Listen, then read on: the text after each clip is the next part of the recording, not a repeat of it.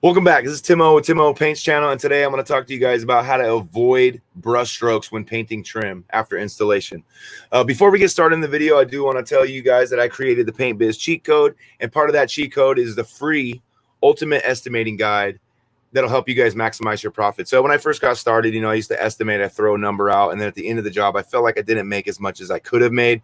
So I created this guide for you guys over years of experience. It's free, and I'll leave it linked in the comment section below and in the description below.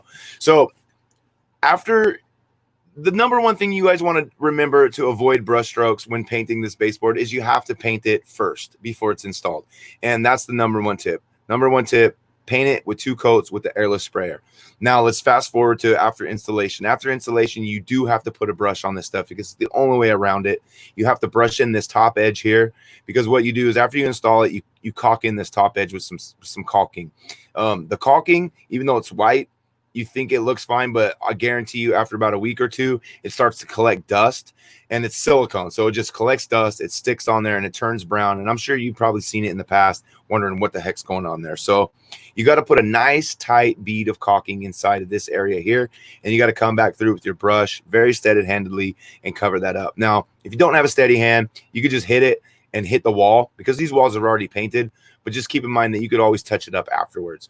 To prevent those brush strokes, though, I like to add a little bit of water to my paint. I like to add a little bit of water to my paint. Not a lot. So I have this bucket here, maybe about half filled, and I added about 2 to 3 ounces of water. I stir it up real good, and what this does is it allows the paint to flow and not get so sticky. So right here, what I'm doing is I'm laying it off.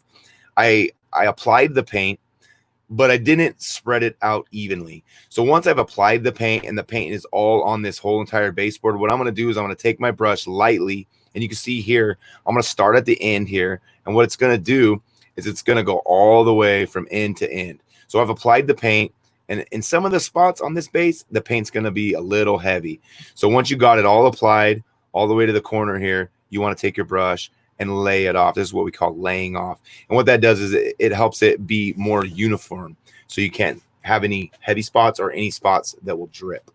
So, hey, that's the pro tip today, avoiding brush strokes. Really, it's as simple as just adding a couple ounces of water to your paint, because you've been using this paint for several days, I'd assume. You had to go use this same paint to paint this trim here, same paint to paint all of the doors, and the baseboard is usually one of the last things that gets installed on a paint job.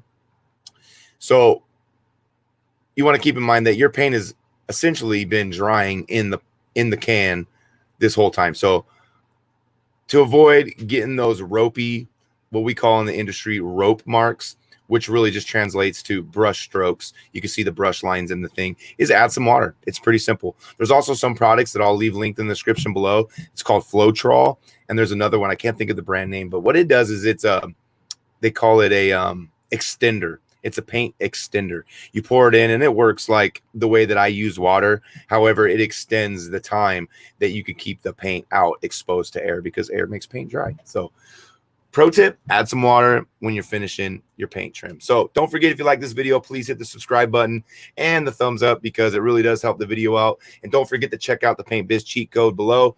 The ultimate estimating guide is free, and I left the link in the comment section below, and it's the top link in the description as well. So we'll see you guys in the next video. Peace.